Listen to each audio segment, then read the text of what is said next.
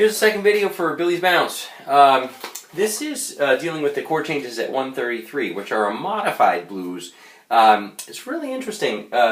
It's a great example of a blues that has major sevens in it. So Charlie Parker's reharm of these chords that start at the 1 and they end at the 1, but it's this series of kind of benchmarks of major sevens and glued together by these series of 2/5s. So there's a couple of things that come to mind for me. One is major 7 chord, major scale. It's fantastic. Works every time. I mean, you can get into the Lydian thing if you want using the sharp 4, but just a really easy way to improvise and to practice improvisation and to have the tools ready is to say, I got a major 7 chord, I'm going to play the major scale that goes with it. Works perfectly. While we're talking about the major scale, also take a look. It's just riddled with 2/5s. That whole thing, and I think it's worthy of making the distinction of a major 2/5 or a minor 2/5. For my money, if I have a major 2/5, for example, this is section 133 in bar 3, in bar 4, if we ignore the altered dominant, in bar 6, in bar 8. In bars 9 and 10, those are all major 2/5s. They're right, I mean, you can use the parent scale of those 2/5s that are there.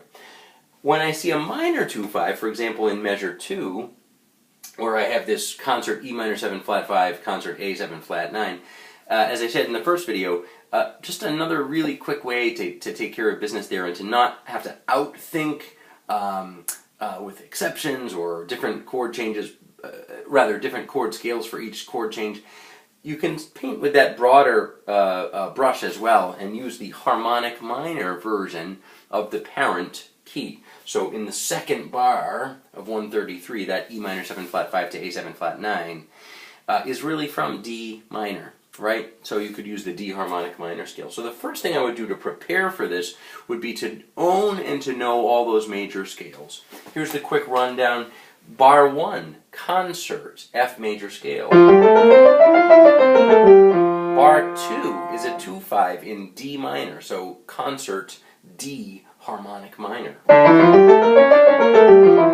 I'm going very quickly here, but I mean, I would encourage you to take the time to go through the entire range of the instrument.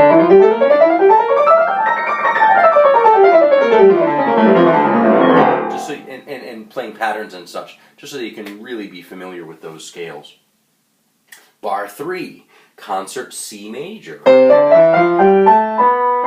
Bar 4, concert B flat major. Bar 5 is the same.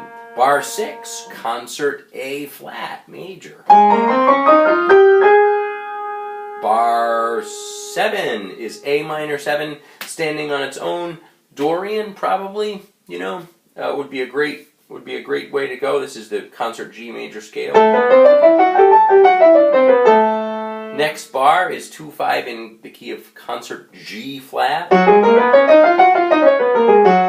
The next bar is 2/5 in F. We've already done that, and then you've got some turnaround changes at the end. So just with major scale technology, you can have a lot of fun. Here's a couple of quick examples. Not very great examples in the phrasing department to start out, but I just want to run a bunch of scales just using major scales, except in that second bar I'm going to use a harmonic minor scale.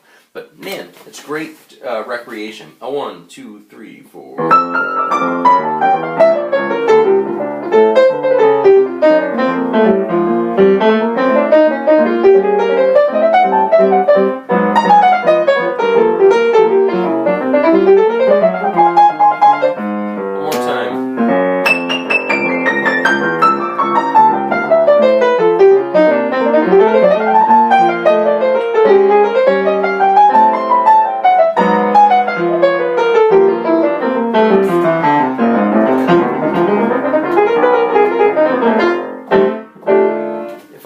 Then use those ingredients, practicing those scales, just the major scales. I put in a blues at the end, really easy for the turnaround. Then creating phrases from there is really quite fun. I'm going to add one more thing here, and that is, since one of the strongest pieces of glue that connects all these changes is the guide tone line that can be found in there. Check this out. You know the guide tone is the 7 and the 3. of each chord. So if you take the time to play ah and major 7, major 3rd, and trace, maybe write out and track how those move from chord to chord. I'll play it nice and slowly so you can hear it. 7 and 3 becomes 7 and 3, 3 and 7, 7 and 3, 3 and 7, 7 and 3, 3 and 7, 7 and 3, 7 and 3, 3 and 7, 7 and 3, 7 and 3, 3 and 7, 7 and 3. I'm sorry. Yes, 7 and 3, 3 and 7. Here it is in real time, just using the guide tones. 1, 2, 3, 4.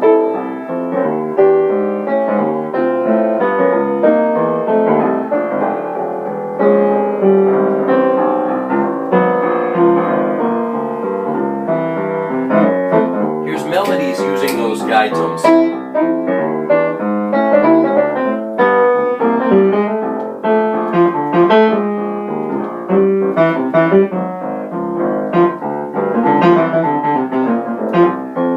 The other guide tone.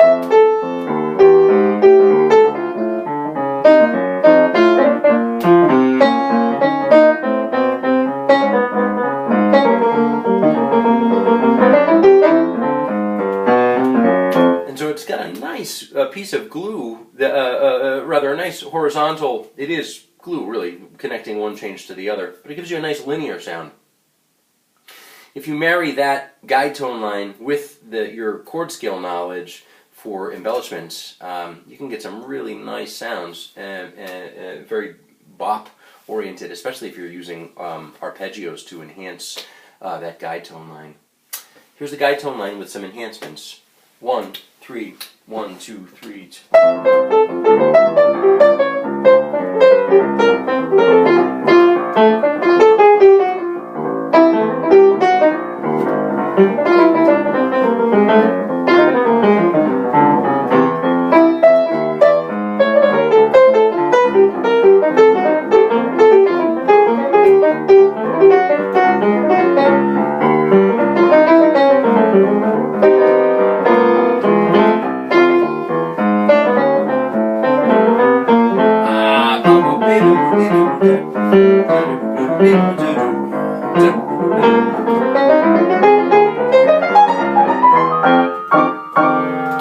So, if that helps, I hope it does, and give you a chance to sort of ponder and think about some ingredients that you can use to get through those changes. It's an awful lot of fun.